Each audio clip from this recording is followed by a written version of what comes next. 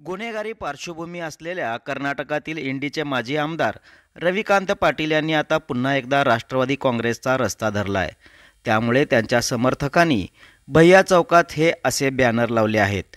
त्यांनी अजित पवारांच्या बंडखोर राष्ट्रवादीत प्रवेशासाठी हालचाली तीव्र केल्या आहेत। त्यामुळे रवी पाटील हे नाव पुन्हा एकदा चर्चेत आले आहे। पण रवी पाटलांच्या पक्षीय उड्याचा इतिहास पाहता पाटलांचं राजकारण म्हणजे एक ना धड भाराभर चिंध्या असंच म्हणावं लागेल।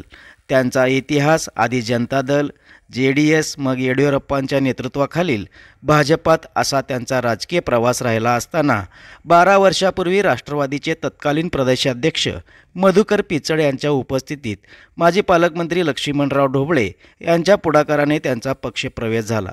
पण माध्यमांनी टीकेची राळ उठवल्यानंतर राष्ट्रवादीने प्रवेश नाकारला आणि प्रदेशाध्यक्ष मधुकर पिचड यांनी रवी पाटील यांना ओळखत नसल्याचं म्हटलं होतं। आता पुन्हा तोच प्रयोग रवी पाटील करू पाहत आहेत। पाहुयात अजित पवार काय भूमिका घेत आहेत ते।